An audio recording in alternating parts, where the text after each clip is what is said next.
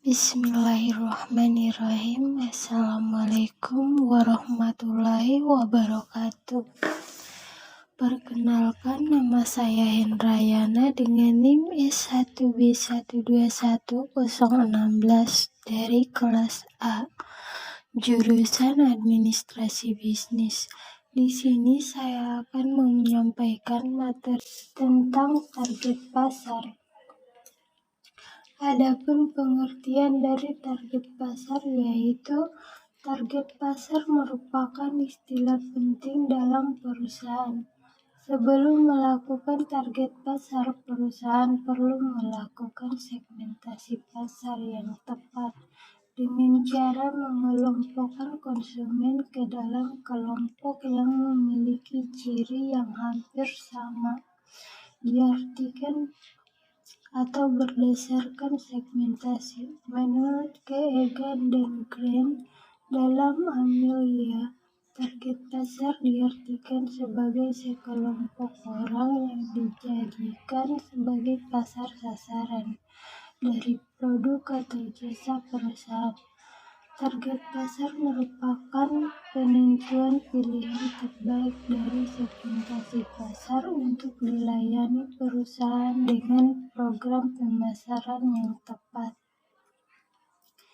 Selanjutnya yaitu ada penentuan target pasar dilakukan berdasarkan pada segmentasi, yaitu yang pertama geografis. Tujuan dari segmentasi geografis adalah untuk mengetahui bagaimana hubungan antara target pasar dengan harapan setiap wilayah yang memiliki kebutuhan yang berbeda-beda. Seperti contoh perusahaan yang memproduksi pupuk didistribusikan ke wilayah yang memiliki lahan pertanian dan perkebunan. Yang kedua, demografis. Tujuan pengelompokan ini agar perusahaan mampu merumuskan target pasar yang tepat sesuai dengan produk yang dihasilkan. Contoh, penggunaan kosmetik pada wanita berdasarkan usia. Yang ketiga, psikologis. Tujuan dari psikologis ini untuk membentuk minat kepercayaan yang dimiliki konsumen dalam memilih dan membeli sebuah produk yang mencerminkan pada gaya hidup dan kelas sosial masyarakat. Dan yang keempat yaitu sosial kultur. Target pasar dilakukan untuk mengarahkan segala aktivitas pemasaran sekelompok konsumen tertentu agar pemasaran sesuai dengan karakter mereka. Poin selanjutnya yaitu memanfaatkan target pasar. Perusahaan perlu melakukan target pasar, di mana target pasar bertujuan agar pemasaran yang dilakukan tepat sasaran dan kegiatan pemasaran efektif dan efisien. Adapun beberapa manfaat dari strategi penetapan target pasar antara lain sebagai berikut. Yang pertama, peningkatan penjualan. Yang kedua, kebutuhan market. Yang ketiga, mengantisipasi pesaing. Yang keempat, memudahkan membuat konten promosi. 5. Membangun komunikasi pelanggan. Dan yang keenam yaitu membuka peluang pasar lebih luas. Poin selanjutnya yaitu menentukan target pasar. Menurut Ghazali dalam Fadi bahwa ada 4 hal yang perlu dilakukan untuk mendapatkan pasar sasaran yang optimal, yaitu sebagai berikut. Yang pertama, responsif, di mana target pasar harus selalu responsif terhadap produk dan program pemasaran yang akan dikembangkan. 2. Potensi penjualan. Pasar sasaran yang semakin besar maka semakin besar pula populasi dan daya beli terhadap produk. Yang ketiga, pertumbuhan memadai. Pasar pertumbuhan secara perlahan sampai pada titik pendewasaan. Dan yang keempat yaitu jangkauan media, di mana pasar sasaran dapat dioptimalkan dengan memilih media yang tepat untuk mempromosikan dan memperkenalkan produknya.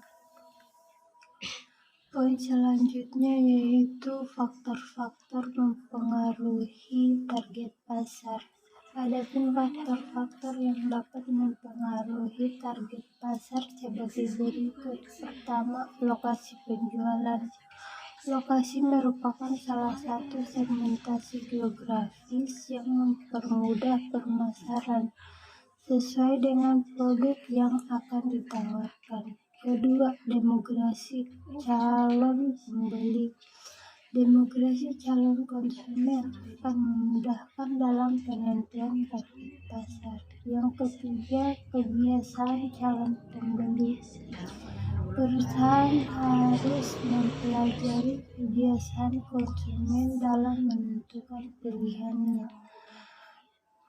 Daya beli konsumen, yaitu perusahaan perlu memperhatikan daya beli masyarakat sesuai dengan pendapatan dan kemampuan belinya.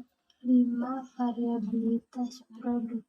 Pemilihan target pasar disesuaikan dengan tipe dan jenis produk. Jika perusahaan memiliki variasi produk yang banyak, maka cocok untuk menggunakan strategi target pasar dengan segmentasi yang berbeda.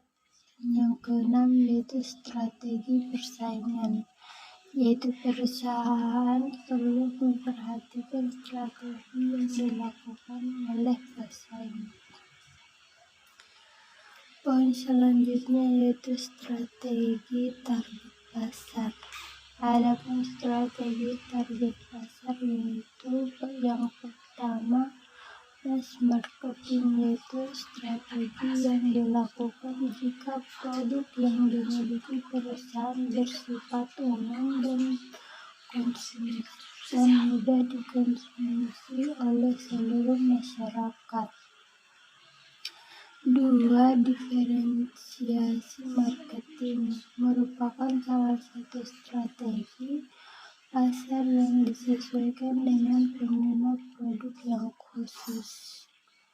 Yang keempat, mass marketing, yaitu strategi yang dilakukan terhadap pasar yang lebih sempit lagi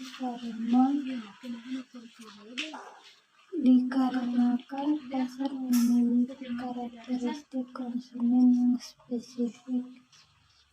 4. Mikro-marketing, yaitu strategi pasar yang dilakukan ke pasar yang lebih kecil lagi.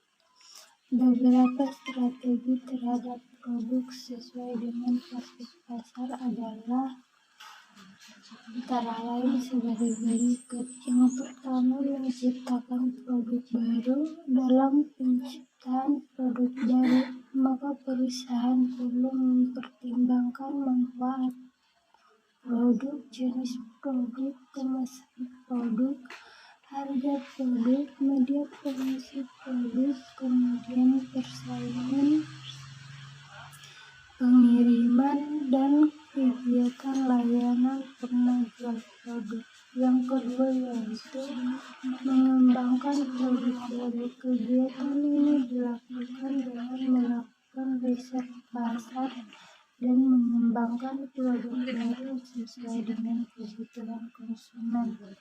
Yang ketiga yaitu retargeting dilakukan jika kegiatan pemasaran tetap jika meningkatkan penjualan, maka perlu dilakukan usaha baru dalam strategi pemasaran atau melakukan marketing.